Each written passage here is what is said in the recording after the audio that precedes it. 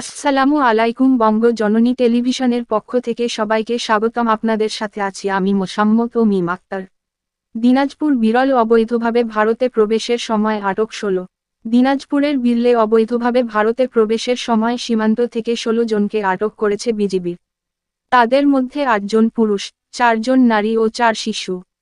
সোমবার 16 সেপ্টেম্বর মধ্যরাত 2:15টার দিকে বিরল উপজেলার ভান্ডারা ইউনিয়নের কিশোরগঞ্জ বিওপির খোপড়াগ্রাম এলাকা থেকে তাদের আটক করা হয়।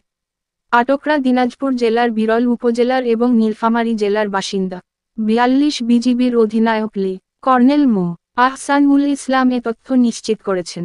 তিনি জানান, আটকরা দালাল চক্রের মাধ্যমে রাতের অন্ধকারে অবৈধভাবে কিশোরগঞ্জ বিওপির খোপড়াগ্রাম 331-3 পিলার সংলগ্ন এলাকার সীমান্ত দিয়ে ভারতে প্রবেশের জন্য এসেছিলেন। খবর পেয়ে কিশোরগঞ্জ কোম্পানি কমান্ডার সুবেদার রফিকুল ইসলামের নেতৃত্বে অভিযান চালিয়ে তাদেরকে আটক করে। আটকদের বিরল থানায় হস্তান্তর করা হয়েছে।